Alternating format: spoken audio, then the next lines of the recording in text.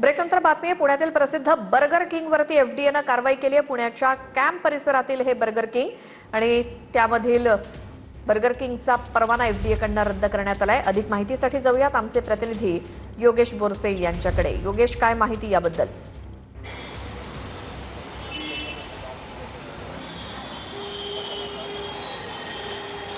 पुण्यातील कॅम्प परिसरात असणार आहे बर्गर किंगचं आउटलेट आहे ते आज एफडीए कडून सील करण्यात आलेला आहे। आपण पाहू शकतो या बर्गर किंगमध्ये रोज दिवसभरात साधारणतः हजारो तरुणी बर्गर खाण्यासाठी येत असतात। मात्र एफडीएने आज या ठिकाणी छापा टाकून या बर्गर किंगचे जे काही किचन आहे त्यामध्ये अस्वच्छता त्यासोबतच अन्न पदार्थांमध्ये गंभीर त्रुटी आढळून आलेल्या आहेत आणि त्यामुळे एफडीएच्या अधिकाऱ्यांनी हे बर्गर किंग सील केलेलं आहे।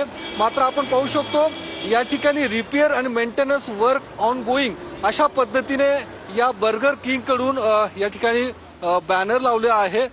ग्राहकांची दिशाभूल करण्याचं काम बर्गर किंग कडून केलं जात आहे।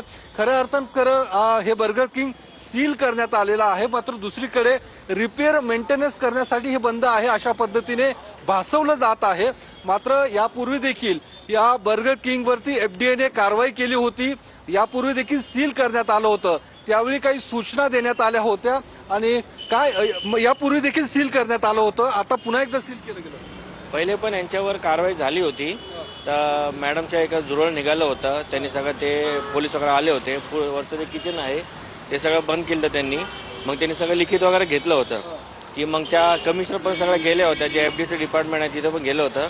त्याच्यानंतरची काही कारवाई झाली तर त्या मॅडम कडून काय अजून प्रतिक्रिया आलेली नाहीये। सोशल आता सील केलंय, आता पण मेंटेनन्स म्हणतात ते अशा पद्धती दिशाभूल करतायत। आता ते त्यांच्या मालकाकडून जर त्यांना तशी परमिशन भेटली असेल सांगायची तर तसं त्यांनी त्याच्यामध्ये केलं असेल।